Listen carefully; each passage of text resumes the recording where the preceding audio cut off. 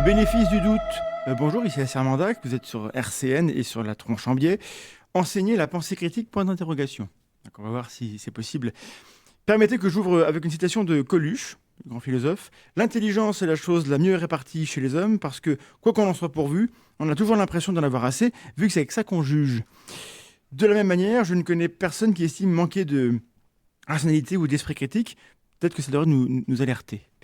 Nous vivons une époque formidable. L'accès à Internet est quasi universel. Nous sommes tous à 3 clics de connaissances innombrables, de lieux d'échange qui peuvent transformer nos vies, nous apprendre à régler nos problèmes, à partager les remèdes contre les duperies et les mystifications, les grandes œuvres d'art et leur remise en contexte, les documents historiques jusque dans leurs moindres détails, les connaissances scientifiques dans toutes les langues ou presque, mais nous ne les consommons pas. Nous sommes collectivement apathiques devant ce prodige de notre civilisation. Nous préférons regarder des conneries, si possible les mêmes conneries que tout le monde, pour pas risquer de se sentir trop largué. La connerie à la mode assure-nous plus d'attrait que l'explication ardue d'un mystère scientifique ou l'enquête fastidieuse sur un scandale d'État. Soit on trouve ça parfaitement normal et trop stylé, soit on comprend que la pensée critique n'est pas la chose la mieux répartie au monde, finalement. Parce que si les gens préfèrent les conneries aux grandes œuvres d'art, aux connaissances ou aux débats philosophiques, c'est pas par hasard, bien sûr, mais parce que nul n'est totalement libre de penser ce qu'il veut.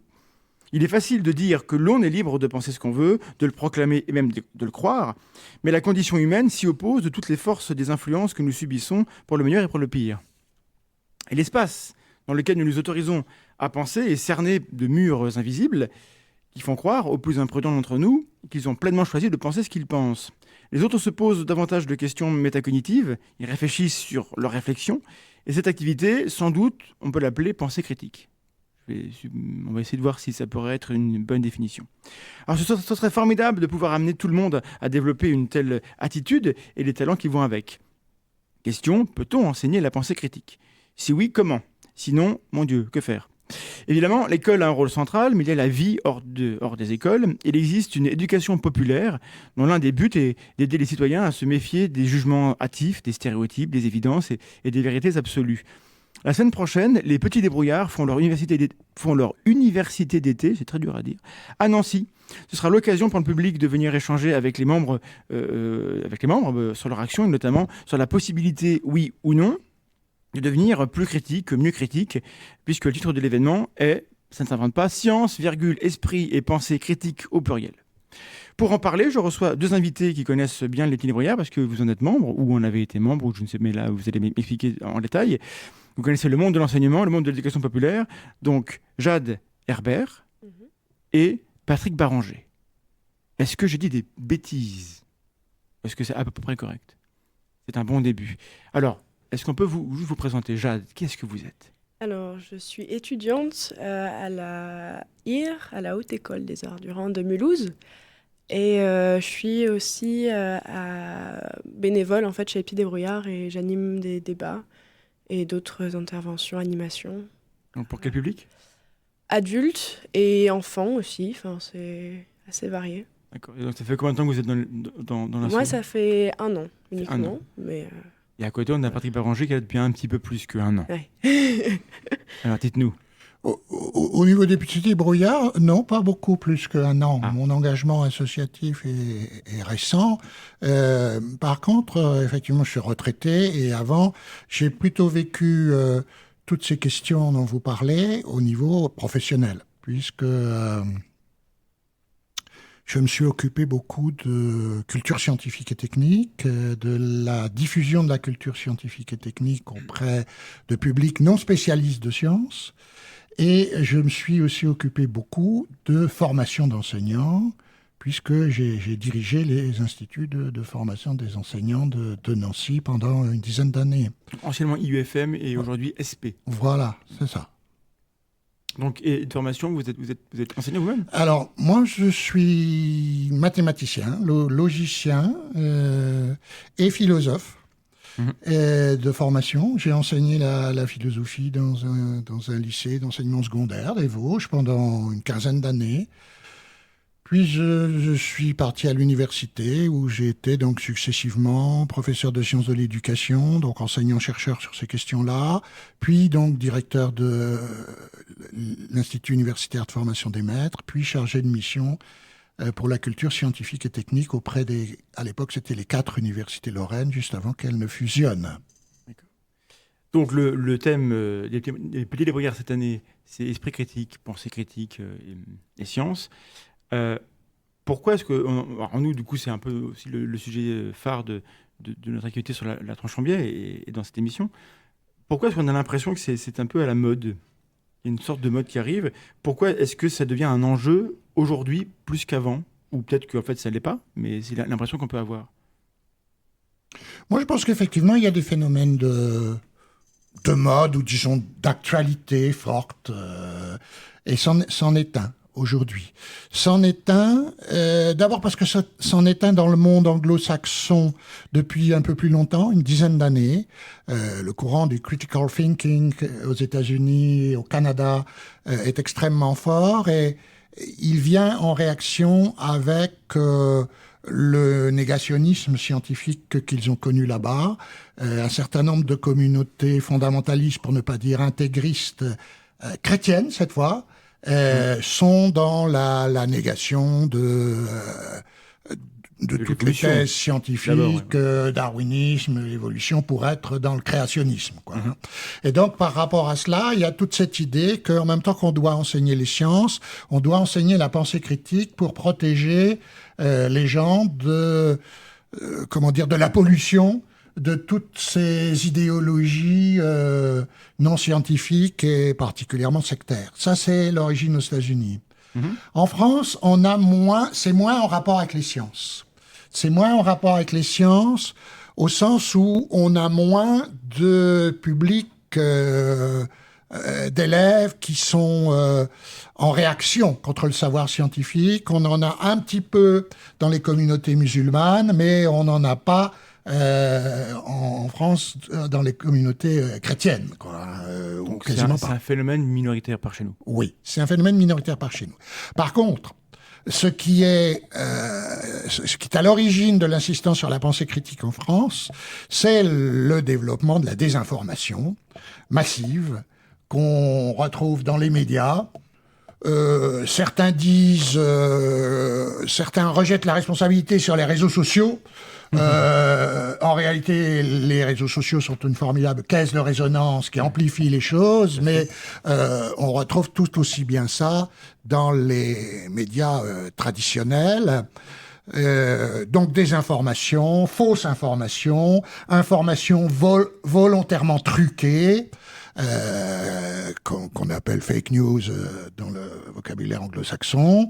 Et face à cela, un certain nombre de gens mettent en avant la pensée critique pour combattre cela et se défendre contre cela, quoi. Esprit et pensée critique pour se défendre contre cela. Donc tout est politique, de cette manière. Comment ? Tout est politique, d'une certaine manière, à ce niveau-là. Je pense que, dans une certaine mesure, oui, il y a de la politique là-dedans. Pourquoi ? Parce que, en fait, le citoyen dans une démocratie, s'il n'est pas suffisamment éclairé, s'il n'a pas l'information ou s'il a de fausses informations, il est soumis à toutes les influences, à toutes les manipulations. Et si nous voulons que le citoyen exprime pleinement ses droits dans une démocratie, il faut qu'il soit informé et correctement informé.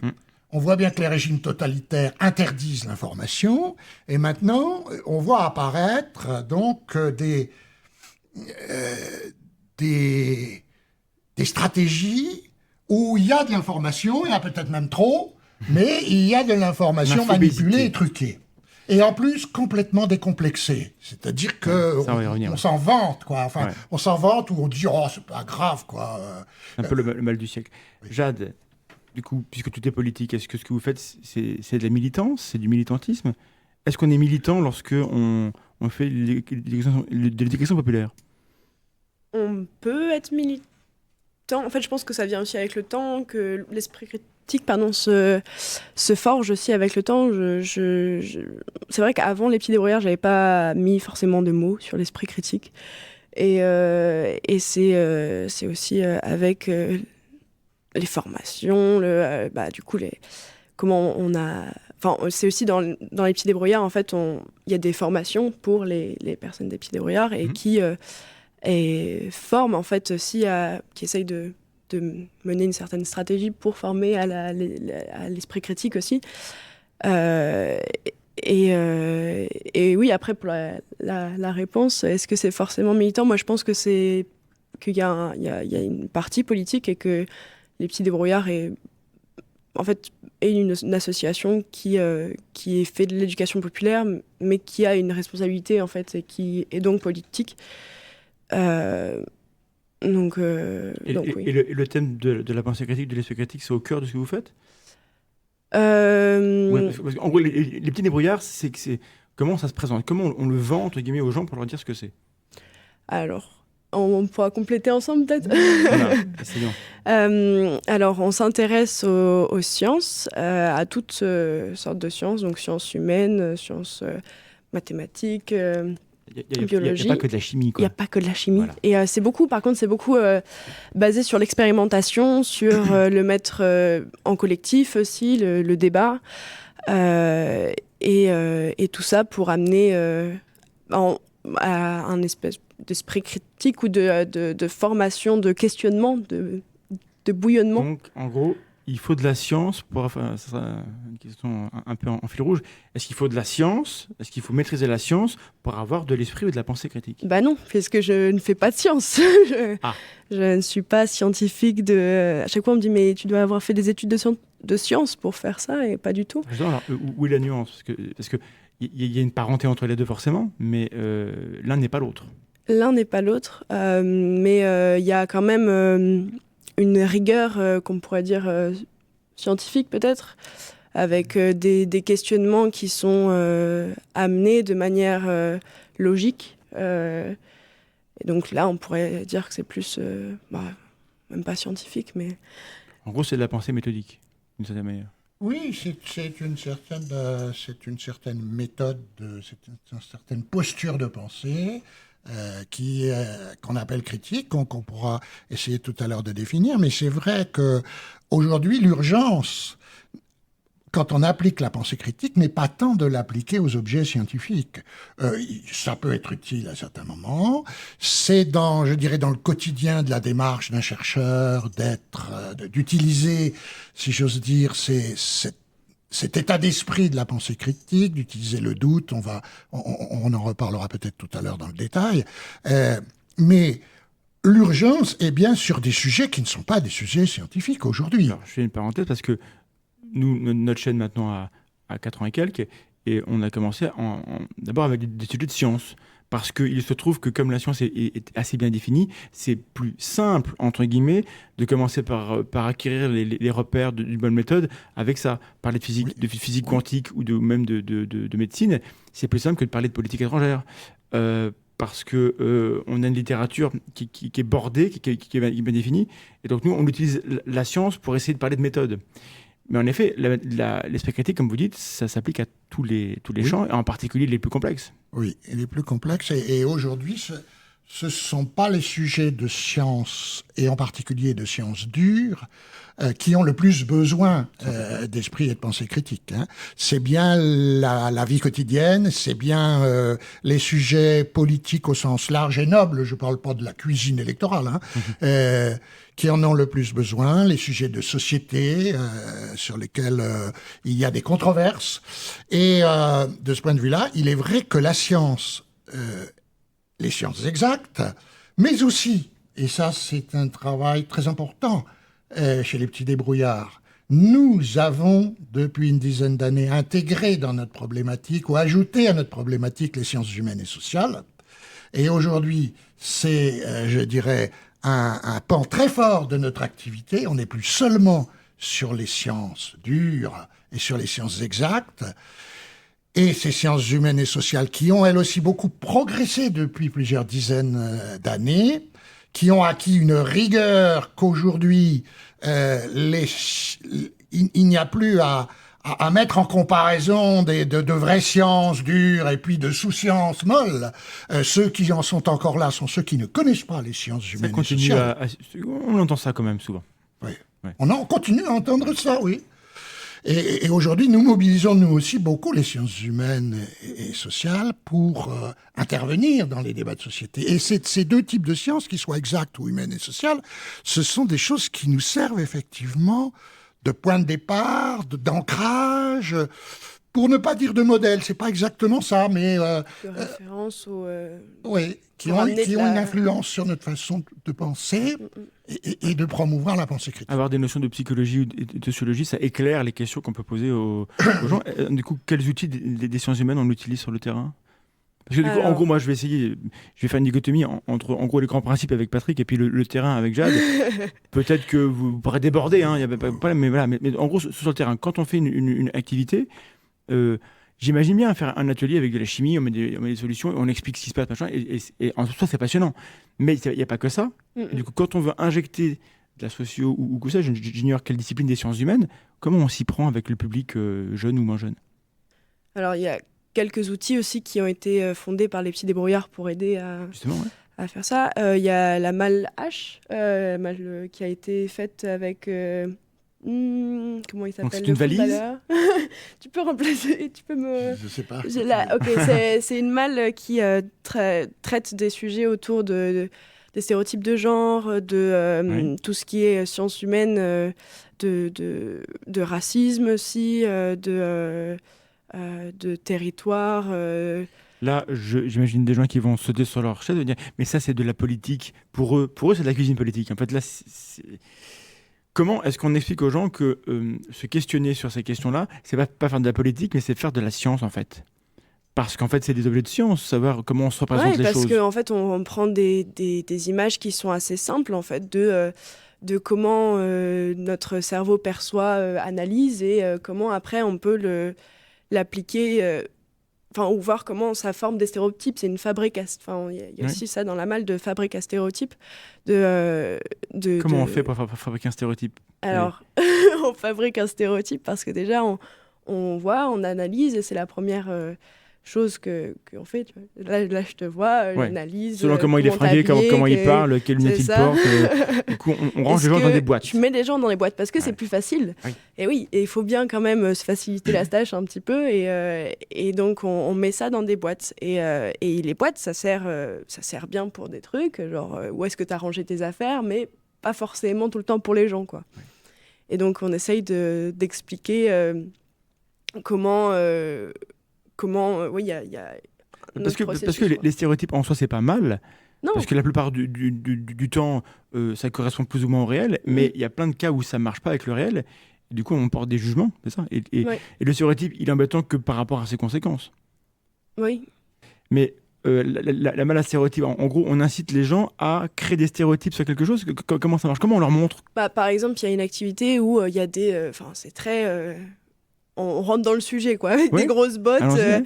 Alors, on a des images de personnes, et on va dire, par exemple, qui travaillent ou qui ne travaillent pas, par exemple. Et on va demander aux personnes de D'accord. faire des jugements comme ça. Donc et les photos, après, c'est des gens de différents âges, de De différentes différents âges, postures, de différents habillages, de Différentes différents couleurs, types ethniques, etc. oui. Et les gens vont les ranger par rapport Oui. à des questions. Et on va voir qu'il y a peut-être des choses qui reviennent et qui ne sont pas justifiées. Oui, c'est c'est ça, et qui sont pas justifiés, et de voir pourquoi on a c'est pas non plus de complexer ou de dire regarde, t'as mis la personne là dans cette catégorie là, mais juste de voir que on a tous des stéréotypes, de décomplexer par rapport à ça, et de voir pourquoi en fait ils sont là, et d'amener des questionnements par Donc, rapport à ça, quoi. Décomplexé, ça veut dire qu'il faut tous aller regarder qu'est-ce qu'on a fait au bon Dieu et se dire on est tous racistes et c'est bien, c'est pas grave, c'est normal. Est-ce que c'est ça le message? Je suppose que non, je suppose que non. C'est une sorte de dire que Patrick est en train de bouillir. Non, non, mais c'est pas si Elle va mauvais que ça. expliquer. Tu peux intervenir, vas-y, mais Non, mais là, j'ai voulu caricaturer, c'est-à-dire que oui, dire aux gens que c'est normal d'avoir des stéréotypes, ça n'est pas porter un jugement sur c'est bien ou c'est mal, mais au moins révéler ce qui se passe en coulisses de la fabrique. et d'amener des schémas. d'amener des faits, et pourquoi on fait ça comme ça aussi. Dans les stratégies pédagogiques qu'on peut avoir, on est quelquefois effectivement provocateur. On est provocateur précisément pour faire réagir, pour que les gens se posent des questions et ne considèrent pas comme les choses comme allant de soi. Alors effectivement, quand on a affaire à un certain nombre d'idées qui sont des idées dont on sait qu'elles ont, comment dire, ce sont des idées qui crient, qui chantent plus qu'elles ne parlent réellement, hein, qui sont des idées chargées d'émotionnel, qui sont des slogans plus que de vrais concepts. Ben, il est intéressant de les caricaturer un peu et d'être provocateur pour que les gens se rendent compte de ça. Oui. Donc c'est un peu ça. Et ensuite on fait ce travail, et ça c'est un travail de pensée critique, qui est un travail de démontage, de déconstruction. C'est-à-dire qu'une idée dans la société, elle a une fonction, globalement. Quand elle est partagée par plus d'un individu, elle a une fonction dans la relation à deux, par exemple, mais aussi lorsqu'elle est partagée par des centaines, voire des milliers de personnes, elle a une fonction dans une pensée collective. Et c'est extrêmement intéressant d'essayer de mettre à jour cette fonction, à quoi elle sert. Hein? Et on n'est pas là on pourrait nous accuser de complotisme en faisant ça, en disant que toute idée a une fonction. Ouais, mais... en même temps, c'est pas du complotisme. C'est un fonctionnement réel d'une société qui fonctionne de façon psychique, sociologique et idéologique en même temps. Et ça se relie. C'est-à-dire qu'il y a des intérêts psychiques pour des personnes, il y a des intérêts portés par des groupes sociaux, et il y a des fonctionnements idéologiques où on a besoin de systèmes de pensée dans lesquels on a des idoles, on a des idéaux, et dans lequel tout le reste est exclu. Donc, le travail de déconstruction, c'est ça aussi, de voir comment ça fonctionne, à quoi ça sert, à qui ça sert, objectivement. Et très souvent, pour arriver à ça, bizarrement, c'est par l'histoire, c'est-à-dire comment c'est venu, comment ça s'est construit, que l'on arrive le mieux à comprendre. Plus que par, l'opposition stricte d'une vérité scientifique. Je prends un exemple très concret. Aujourd'hui, en France, il y a des courants de pensée qui nous disent que il y a trop d'immigrés, que cette immigration déstabilise complètement la société. Ok, eh bien... analysons un peu d'où vient ce truc-là, comment ça s'est construit petit à petit. Il y a un historien qui a très bien travaillé là-dessus, qui s'appelle Gérard Noiriel, qui a fait de remarquables prospectives sur cette idée d'identité nationale, comment et à quel moment elle a pu naître, etc., et comment à quel moment on n'en avait pas besoin, et à quel moment on en a eu besoin. Parce que là, on a l'impression qu'on a toujours dit ça. C'est tellement dans l'air du temps, dans le bain, qu'on n'arrive pas à se rappeler d'un moment où on n'aurait pas pensé ça. Historiquement, il y a eu des moments où ça a été très fort. 1920, 1936 à 1900... l'après-guerre, quoi. Hein. Et il y a des retours, des montées, là, depuis une quinzaine d'années de cette chose-là, alors que c'est quelque chose qui était passé totalement en arrière-plan dans les années 70. Totalement en arrière-plan. Et de ce point de vue-là, on pourrait se dire, voilà, il y a la science qui a mesuré statistiquement, etc. Quel est le pourcentage d'immigrés qu'il y a actuellement en France par rapport à la population totale, par rapport à la population active, travailleuse, etc. Tout ça, on a ce chiffre. Et c'est important de pouvoir décrire. Il le faut. Alors, on peut le dire, mais ça ne changera pas l'idéologie. Et on peut dire que le taux actuel est un des taux les plus faibles qu'on ait jamais eu. Donc le taux d'immigration ? Oui. D'accord. La présence en nombre d'immigrés, c'est incroyablement plus faible que ce qu'on a pu connaître dans les années 20 avec l'arrivée des Polonais, des Italiens, des Portugais, des Espagnols en France, et qui s'est poursuivi jusqu'à la Seconde Guerre mondiale et qui est nettement plus importante que ce qu'on connaît aujourd'hui. Pour autant, le fait de le dire ne changera pas. Ah oui, ça ne change rien au sentiment que les gens peuvent avoir. Essayer de trouver pourquoi on en est là et comment c'est venu, c'est plus intéressant. Le problème qui va se produire, c'est qu'on va avoir des gens qui vont dire « Mais est-ce que le petit débrouillard, votre rôle, c'est de faire ça ? Est-ce que vous n'êtes pas en train de vouloir imposer une pensée unique ?» Voilà. Et donc, vous voulez dire aux gens ce qu'ils doivent penser, sous-entendu, ce qu'ils doivent voter. c'est ce qu'on entend certainement du côté de ceux qui vont être critiques. Et la critique, est-ce qu'ils ont raison de dire ça? Est-ce que vous cherchez à dire aux gens comment ils doivent penser et comment ils doivent voter? Est-ce que c'est ça la pensée critique? Est-ce que c'est la pensée des gens qui disent quoi penser? Certainement pas. Mais attends, il faut dire pourquoi, c'est pas ça. Oui, certainement pas. Je pense que nous sommes un mouvement d'éducation populaire. Dans la tradition de l'éducation populaire, comme elle a pu naître en France il y a quelque temps, et ça aussi, ça pourrait...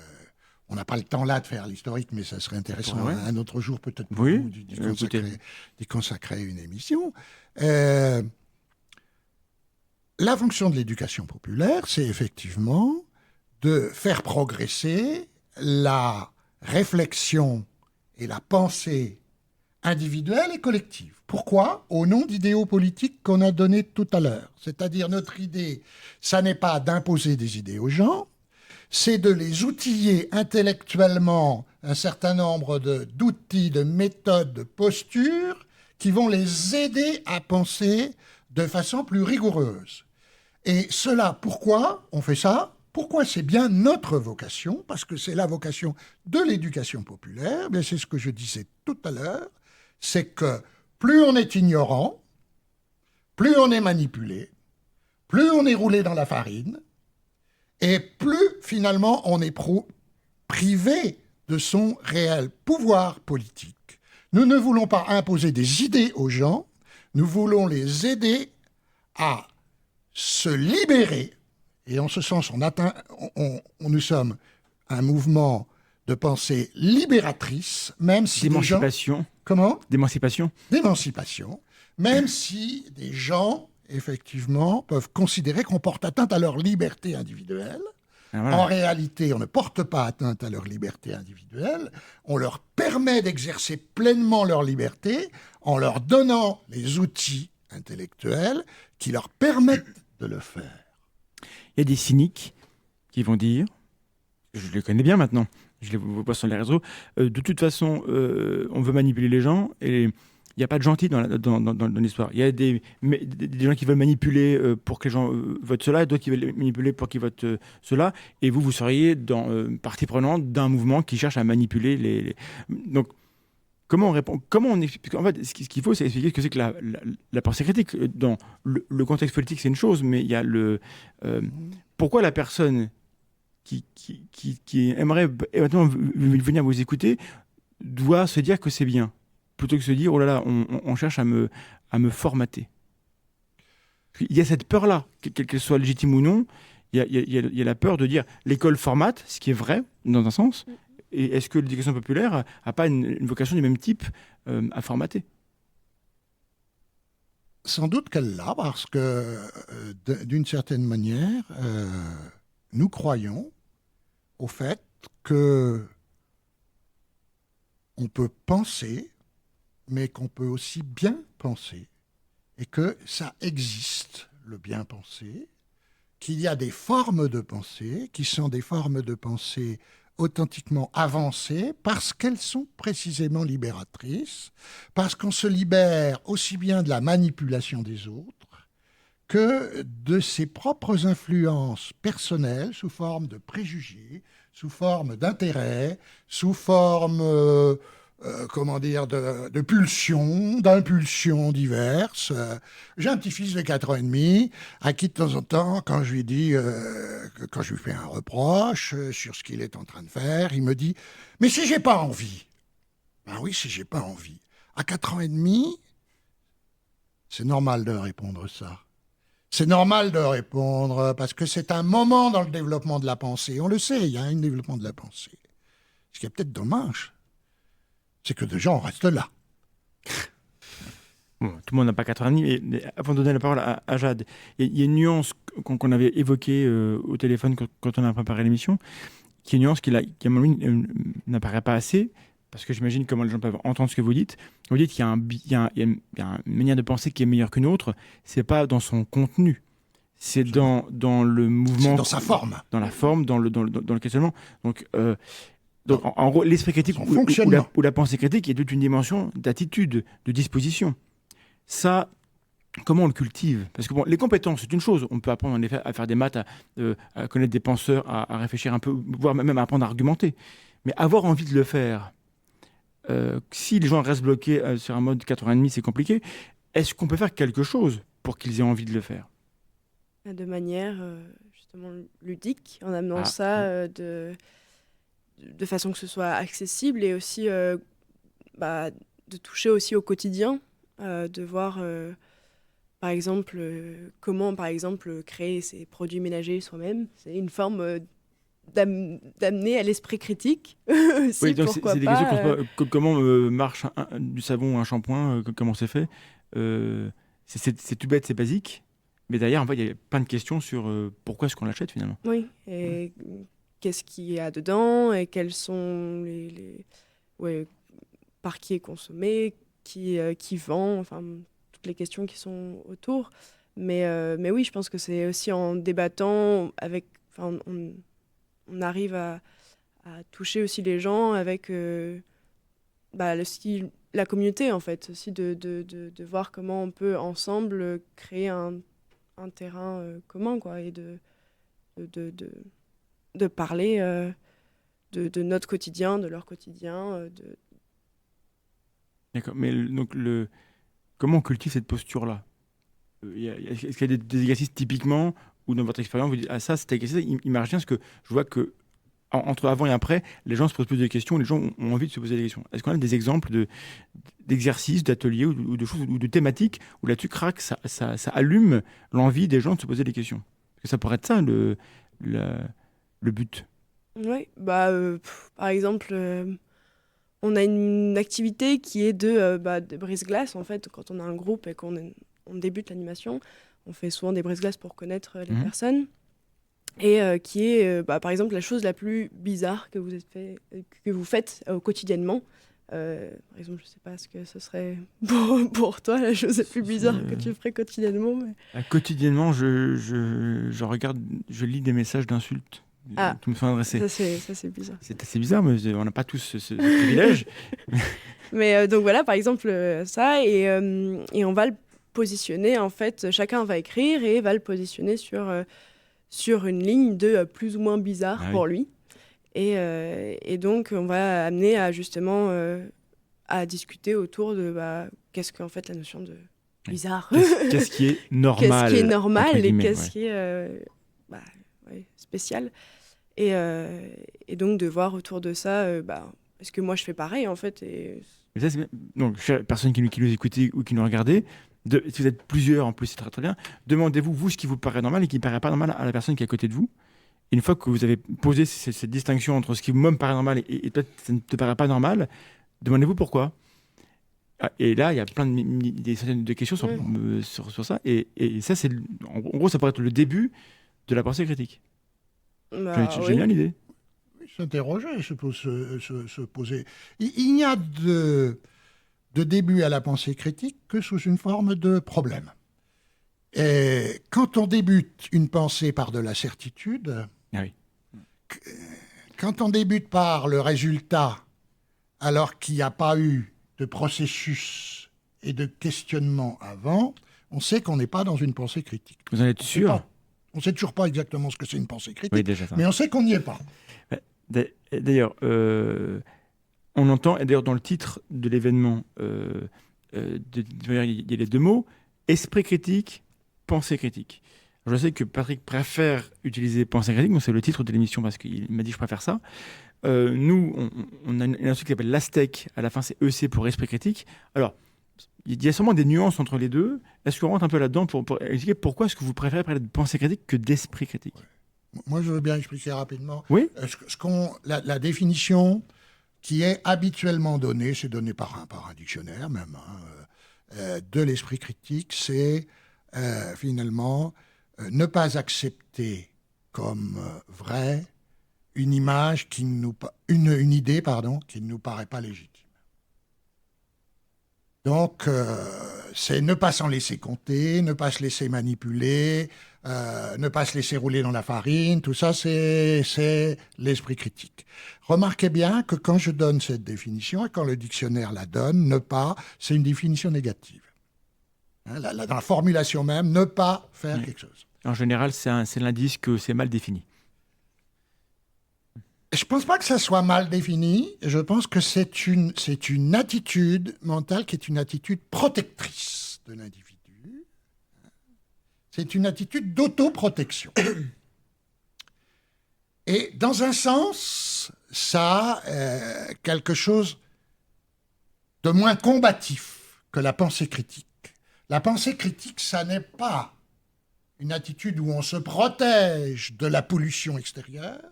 C'est une attitude dans laquelle on attaque le monde de la pensée pour essayer de le faire progresser dans sa tête. Donc c'est la guerre, alors. La guerre, c'est une conquête. Oui, c'est une conquête. C'est une conquête. Alors, Une conquête. conquête dans le sens de la conquête de l'Ouest. Ah oui, tout à fait. Ouais. Plus que de C'est combat. pas forcément violent et agressif. D'accord. Quelquefois, le mot critique prend le sens de polémique. C'est vrai. C'est pas ce qu'on défend du tout, parce qu'on pense au contraire que la polémique, ça s'épuise très vite et ça tourne en rond. Hein? Pour nous, pensée critique, c'est pas pensée polémique, mais c'est pensée combattante quand même. Ok. C'est pensée combattante. Mais on se bat contre Mais quoi, alors? C'est ça. Alors, contre, d'une part, soi-même, Ah, intéressant. hein, ouais, soi-même, ses propres préjugés. Ces espèces d'idées qui nous sortent ni plus ni moins que par intérêt, que par pulsion, qu'on balance comme ça dans une conversation. Parce que j'ai envie d'y croire, par Parce exemple. que j'ai envie d'y croire, parce que j'ai envie tout court, comme disait mon petit-fils, et que surtout, faut pas toucher à mon envie, c'est la mienne, c'est ma liberté, c'est ma pensée personnelle, tout comme c'est ma bagnole, ma femme, mon chien, et il n'y a rien de plus anti-personnel que ça. Dans la pensée contemporaine, Il y aurait cette espèce de possession. Ouais, une sorte de sens de la propriété, du droit, Ah, droit ouais. à penser comme je veux totalement. Ah et- oui, D'accord. c'est ça, oui. Hein. Donc je me protège d'abord de moi-même, mais je me protège aussi de toutes les manipulations Mhm. extérieures, de toute la malveillance qu'il peut y avoir autour de moi au niveau intellectuel. J'aurais dû ramener, je l'ai à la maison, petit traité de manipulation à l'usage des honnêtes gens, de messieurs Jouve et Beauvois, qui est un livre dont c'est deux chercheurs en psychologie et en sociologie qui décrivent par le menu comment on peut être manipulé. Et c'est des méthodes qu'on voit chez les représentants, chez les politiques, comment on peut vous faire acquiescer à un truc que vous aurez dit non. Et puis, hop, on fait des petits trucs. Et en fait, à la fin, vous finissez par dire oui. Et vous avez l'impression de le faire librement. Parce qu'on rajoute, vous êtes libre d'accepter ou non. Et ça, c'est une méthode pour obtenir votre acquiescement. Est-ce que c'est des méthodes, ça, qu'on enseigne comment résister à la manipulation et comment se protéger soi-même contre les autres et contre soi? Est-ce qu'on fait ça sur le terrain? On ne l'enseigne pas directement, je pense, avec justement tout ce qui est théorie ou livre. Mais on l'enseigne de manière à re-questionner toujours. Je pense que la manipulation, elle n'a pas été beaucoup abordée, je pense, chez les petits débrouillards, la manipulation. Je sais pas si Non, tu... c'est un peu pour ça C'est pas un d'ailleurs qu'on thème consacre notre traité université directement. d'été. Oui, Ouais. pour préparer les outils pour bientôt. Absolument. D'accord. Mais alors, du coup, esprit critique, pensée critique et science, on a vu qu'il y avait des nuances. On a vu que la problématique n'était pas forcément sur la science en France. Malgré tout, les petits débrouillards, il y a quand même une culture. Enfin, c'est un élément de culture scientifique ou pas? Ou c'est pas que ça? C'est tout notre passé. Voilà. C'est tout notre passé, c'est tout notre fondement, c'est le fondement des associations de petits débrouillards. Il y en a dans les régions, il y en a dans la France, mais il y en a aussi dans une multitude de pays en Europe et dans le monde. Ça nous vient du Canada et ça a été fondé il y a plus de 50 ans au Canada, 35 ans en France, 15 ans à Nancy. Donc c'est canadien au départ. Ben alors écoutez, on dit coucou aux amis canadiens parce que c'est francophone aussi en partie et on est suivi un petit peu là-bas. Donc, voilà. Et donc, Mais donc au début, ça a été fondé sur la science. Donc c'était fondé au Canada francophone ou anglophone? Les deux. Nous, on l'a eu parce qu'il y a cette proximité de pensée par le Oui. Québec, mais les deux. Hein, D'accord. les deux. Donc ça vient de là-bas. Et donc au départ, c'est culture scientifique. Cette culture scientifique, pour une raison simple, parce que la pensée scientifique est une pensée critique. Mais la pensée critique ne se résume pas et ne se réduit pas à la pensée scientifique. Alors voilà, c'est là que j'aimerais bien vouloir en venir. C'est quoi la nuance? Mais c'est pas la nuance. La nuance, c'est qu'il y a des objets qui sont des objets non scientifiques sur lesquels il peut y avoir de la pensée critique, et même plus encore, nous disons, sur lesquels il n'y en a pas assez et il doit y en avoir davantage. Un exemple ou deux. Des exemples ou deux comme ça, des sujets De société. socio-idéologiques, comme par religieux. exemple les questions du genre, féminin, masculin, auxquelles il y a des... Et c'est pas scientifique du tout, ça. Ça peut être abordé par la science, mais disons qu'il y a des traditions Oui.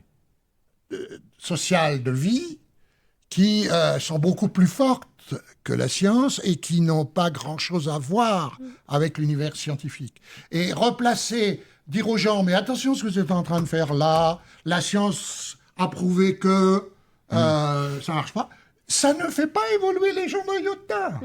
Ça, ils vous disent immédiatement, effectivement, la science voudrait nous imposer quelque chose, Ça, voilà. nous imposer un modèle de pensée. Bon, Pas du tout. prenons l'exemple du genre et du sexe. Bon, on apprend que la science nous apprend que ce sont des constructions sociales et qu'en fait, il y a beaucoup d'arbitraire dans la manière dont on perçoit et dont on met des gens dans des boîtes, garçons, filles, etc., ou entre les deux de temps en temps. Mais une fois qu'on a décrit ça... Si vous voulez, je pense que ce qui est important, c'est qu'il y a un certain nombre de chercheurs, effectivement, qui ont fait tout un travail sur un sujet comme les genres masculin-féminin, qui ont fait tout un travail d'analyse, de déconstruction, d'histoire de nos fonctionnements, de ce que ça produit comme effet dans l'économie, ou des choses comme ça. Très bien qu'ils aient fait ce travail. C'est très instructif pour tout le monde qui accepte de rentrer dans la lecture.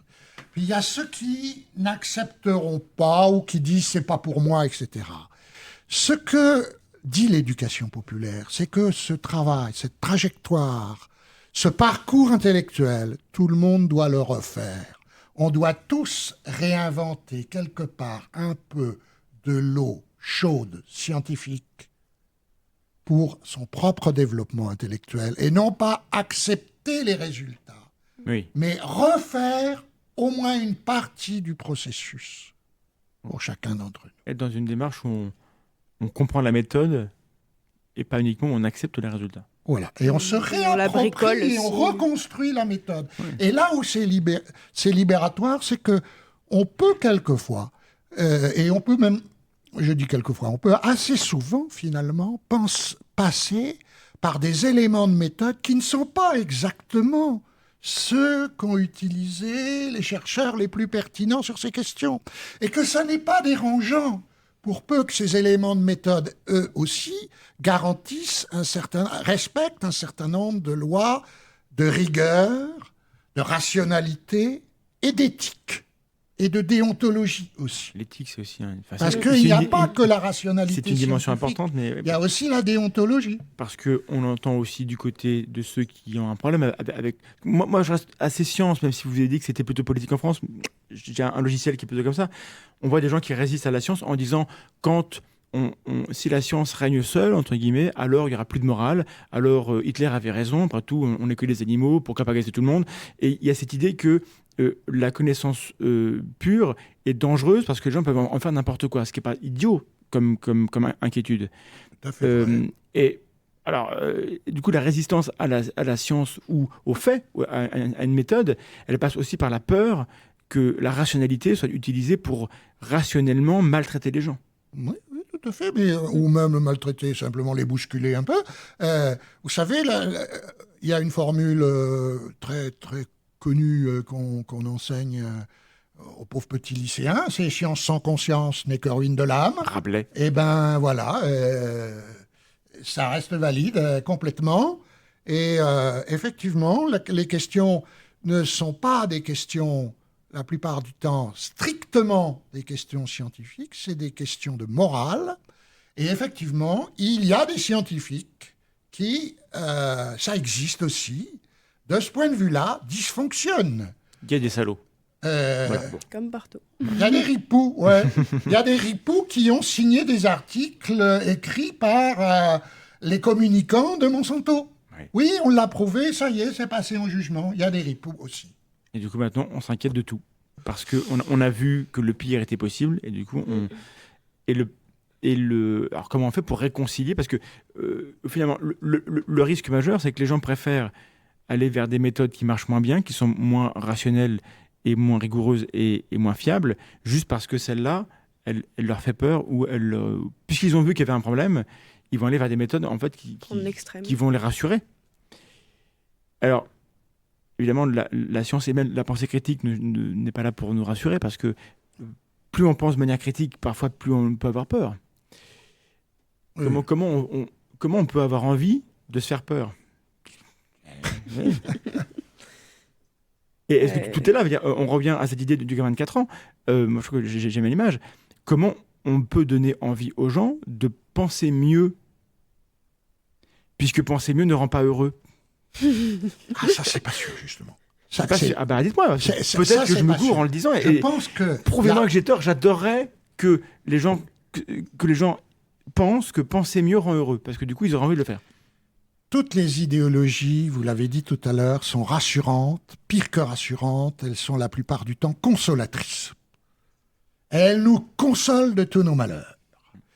Qu'il s'agisse d'idéologies politiques, religieuses, bon, etc., etc. Hein, elles sont consolatrices.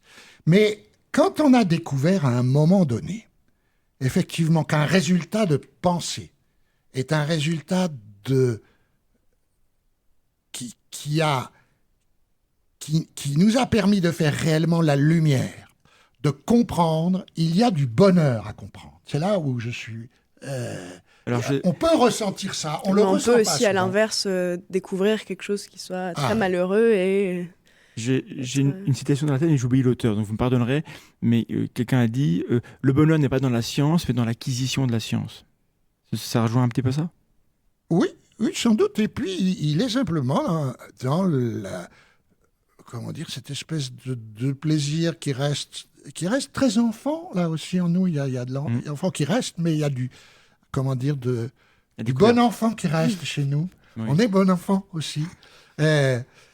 Qui est ce plaisir à, d'un seul coup, avoir construit quelque chose, avoir produit quelque chose dont on sait, ça y est, on le sait parce que maintenant on l'a confronté au réel, est exact, et dont on sait qu'il va nous servir dans notre vie. Donc, petit ou jeune, c'est ça, être un petit débrouillard, en fait. Il nous reste 10 minutes. J'aimerais revenir un peu sur le côté un peu faire, parce que il y a pour l'avoir vécu personnellement et pour avoir discuté avec des gens qui m'ont donné des exemples assez frappants, il y a des gens qui pensent que c'est pas pour eux. Il y a des gens qui pensent que la culture c'est pour les autres, c'est pas mon monde, qui ont le sentiment qui se ghettoisent tout seuls, qui s'enferment dans la certitude que la science c'est un mode de pensée pour des gens différents d'eux, dans des lieux différents. Et votre rôle, votre vocation, je crois, c'est de casser cette barrière que les gens se mettent dans la tête. Et c'est peut-être le plus beau de ce que vous avez à faire. Bon, alors concrètement, comment ça? D'abord, parce qu'il y a des questions. Est-ce qu'on sait comment évaluer ce que vous faites et enseigner l'esprit critique ou la pensée critique? Est-ce que ça marche? Et deux, que ça marche ou que ça marche pas, qu'est-ce que vous faites vraiment sur cet aspect-là pour que les gens, en gros, pour que les gens s'émancipent, quoi? C'est quand même, ça reste quand même assez dur d'aller chercher le public question, qui ne veut pas venir, parce qu'on ne va pas obliger les personnes à séquestrer. Ah bah alors, on a fait le service national, j'ai appris ça, là, il y a peu de temps, il y a pas eu de débat. Tous les jeunes, maintenant, ils ont chanté la Marseillaise à 6h du matin pendant 6 mois. J'aurais préféré pendant 6 mois. Je peux entendre ça. Non, c'est pas 6 mois. Une semaine, ouais, j'en sais rien, on m'a entendu l'influence, ça me paraissait un peu choquant, mais j'ai pas vérifié, j'ai pas eu le temps. Mais on a ce service où on amène les gens et crac, on les fait chanter devant le drapeau. Peut-être qu'on pourrait instaurer un service national les amener une dictature des petits débrouillards. Comment dire, à écrire, à inventer un texte poétique. Mais ça peut pas de la Marseillaise, ça peut pas être obligatoire. Qui serait plus créatif. Ouais. que... Mais comment on fait quand on ne peut pas, parce que même par définition, ça serait antinomique, on ne peut pas prendre des gens et les forcer à devenir critiques. Alors, On va chercher. on a 5 minutes là. C'est quoi les petits trucs ou les gros trucs qu'on utilise pour que les gens comprennent que c'est pour eux? On va chercher différents publics, c'est-à-dire que s'il y a les enfants, il y a les parents à côté aussi. Et par exemple, je me souviens, on avait fait une animation dans un quartier où il y avait des Roms et il y avait du coup les enfants qui venaient à nous pour tester des trucs, des animations.